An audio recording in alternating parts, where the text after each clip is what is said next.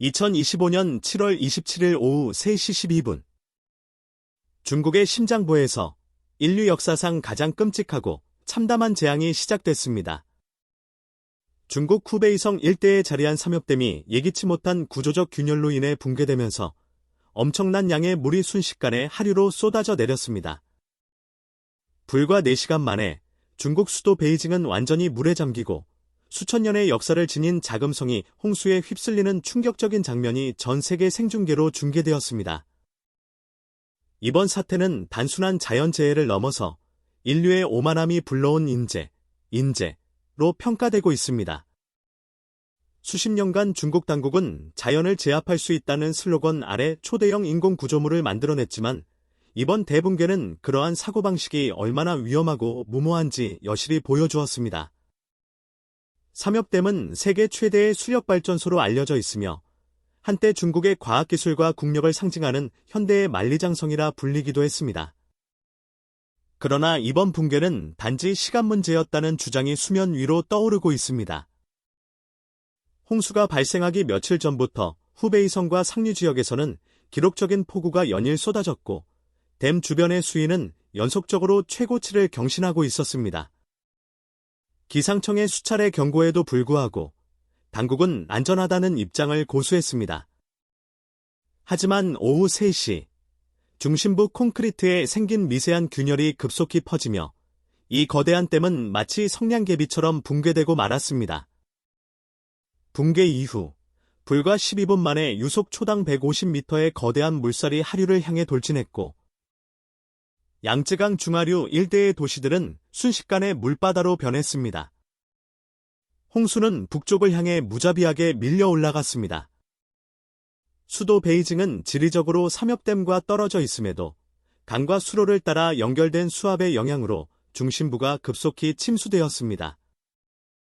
특히 자금성은 600년 역사를 가진 중국의 정신적 상징이자 세계문화유산으로 수세기 동안 전쟁, 지진, 정치 격변을 버텨낸 건축물입니다. 하지만 이번 재난 앞에서는 속수무책이었습니다. 붉은 벽과 황금빛 지붕은 거센 물살에 휩쓸렸고 고전적 회랑과 돌계단은 뿌리째 뽑혀 나갔습니다. 인터넷에는 자금성이 거대한 파도에 휩쓸려 붕괴되는 장면이 생중계되었고 수백만 명이 동시에 그 충격적인 장면을 지켜보며 눈물을 삼켰습니다. 베이징 시내는 도시 기능을 완전히 상실했습니다. 전기, 통신, 교통이 모두 마비되었으며 시민들은 도로 위에 방치된 차량 위나 건물 옥상으로 피신한 채 구조를 기다려야 했습니다. 불과 몇 시간 전까지만 해도 현대적인 대도시였던 이곳은 지금은 물에 잠긴 유령 도시로 변했습니다. 붕괴 소식이 전해진 직후부터 중하류 지역에서는 대규모 탈출 행렬이 이어졌습니다. 밤새도록 이어진 피난은 마치 전쟁을 방불케 했으며 고속도로는 차량들로 꽉 막혀 도로 위에 그대로 밤을 지새우는 경우도 허다했습니다. 기차역과 버스터미널은 공황 상태에 빠졌고 심지어 일부 시민들은 강가에 설치된 보트를 빼앗기 위해 몸싸움을 벌이기도 했습니다. 긴급 구호대가 투입되었지만 워낙 피해 범위가 광범위해 구조 활동은 역부족이었습니다. 드론으로 생필품을 떨어뜨리거나 군용 헬리콥터로 긴급 대피가 이루어졌지만 고립된 지역은 여전히 무수히 많았습니다. 사회 전반에 걸친 불만과 분노는 곧 SNS를 통해 폭발했습니다. 시민들은 몇 년 전부터 전문가들이 경고했는데 왜 무시했는가? 이 모든 것이 정치적 자만심의 결과라고 목소리를 높였습니다. 일부 지역에서는 이미 대규모 시위가 감지되고 있으며 당국은 인터넷 차단 조치를 검토 중인 것으로 알려졌습니다. 이번 대참사는 전 세계를 충격에 빠뜨렸습니다. CNN, BBC, 니케이 등 주요 외신들은 이를 현대 문명이 직면한 가장 위협적인 인재 중 하나라고 보도했고 유럽연합과 미국, 일본 등은 긴급 인도적 지원을 논의 중입니다. 특히 자금성 침수 영상은 단 몇 시간 만에 전 세계 SNS를 장악했으며 많은 이들이 중국 문명의 붕괴를 상징하는 사건이라고 평가했습니다. 역사학자들 역시 자금성 붕괴를 단순한 물리적 피해로 보지 않고 하나의 시대적 종언으로 인식하고 있습니다. 이번 사태는 단순한 기상이변이나 인프라 붕괴로만 볼 수 없습니다. 근본적인 원인은 인간이 자연을 통제하고자 하는 과도한 자신감과 무모한 계획에 있습니다. 삼엽댐은 처음부터 많은 반대에 직면했으며 환경학자, 지질학자, 문화유산 전문가 등 수많은 이들이 위험성을 경고해왔습니다. 그러나 그들의 목소리는 정치적 야심과 경제 논리에 묻혔고 그 결과는 지금 우리가 목격하고 있는 참극입니다. 지금 이 순간에도 중국 곳곳에서는 구조 요청이 이어지고 있으며 수많은 생명이 절박한 상황에 놓여 있습니다. 그러나 이번 참사는 단순히 중국만의 비극으로 끝나지 않을 것입니다. 기후위기 시대에 우리가 지켜야 할 것은 자연에 맞서는 기술력이 아니라 자연과 공존하는 지혜라는 사실을 전 인류에게 다시 한번 일깨워주고 있습니다. 오늘 우리는 한 국가의 도시가 물속에 잠기는 장면을 목격했습니다. 내일 그 비극이 어디에서 반복될지는 아무도 장담할 수 없습니다. 삼엽댐의 붕괴가 이토록 빠르게 수도 베이징까지 영향을 미친 이유는 단순한 거리의 문제가 아닙니다.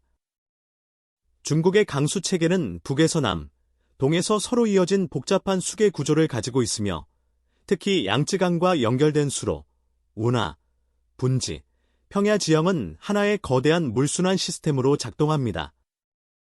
삼엽댐이 붕괴되자 그 방대한 수량은 단순히 하류로만 흐르지 않았습니다.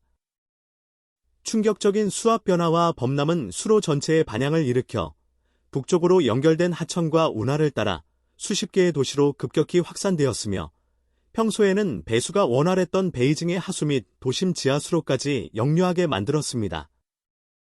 이는 단순히 홍수가 퍼졌다는 수준이 아니라 수리공학 전체 시스템이 붕괴된 것입니다. 특히 북중국 평원은 해발 고도가 낮고 하천이 얕으며 인구 밀집도가 세계 최고 수준입니다. 이 지역이 한번 물에 잠기면 수일 내로 빠르게 배수되기가 극히 어렵습니다. 이번 붕괴는 삼엽댐 주변만의 문제가 아닌 중국 전역의 생태계를 통째로 뒤흔든 사건입니다. 전문가들에 따르면 삼엽댐 붕괴로 인해 아래와 같은 장기적인 환경적 파괴가 우려됩니다. 이 재앙을 바라보며 저는 참담한 심정에 빠졌습니다. 무력감, 분노, 슬픔, 그리고 죄책감이 동시에 밀려듭니다. 기술과 문명이라는 이름으로 우리는 도대체 어디까지 자연을 함부로 다루었는지 되묻게 됩니다. 삼엽댐이 세워질 당시 세계는 찬사와 의심이 반반이었습니다. 저는 그때도 마음속 깊이 두려움을 느꼈습니다. 과연 인간이 저렇게 거대한 자연의 흐름을 억누르려 해도 되는가? 자연은 반드시 대가를 요구한다고 생각했지만 이렇게까지 잔혹하고 철저하게 단 4시간 만에 수천 년 문명을 무너뜨릴 줄은 상상조차 하지 못했습니다. 자금성이 무너지는 장면을 보면서 저는 단순한 건물의 붕괴가 아니라 중국이라는 제국의 정신적 중심이 허물어지는 소리를 들었습니다. 그리고 한 가지 더 강조하고 싶습니다. 이 참사는 중국만의 문제가 아닙니다. 지구는 하나의 생명체이고 기후 위기와 생태 붕괴는 국경을 가리지 않습니다. 오늘 베이징이 물에 잠겼다면 내일은 다른 나라의 수도가 불에 휩싸일지도 모릅니다. 이 사건은 우리 인류가 인공과 개발이라는 이름으로 어디까지 자연을 파괴해 왔는지에 대한 경고장이며 동시에 아직 늦지 않았다는 마지막 기회일지도 모릅니다. 이제는 더 이상 경제 성장과 기술적 승리만을 이야기할 때가 아닙니다. 우리는 자연과 겸허하게 공존해야 합니다. 그래야만 또 다른 베이징을 지킬 수 있습니다.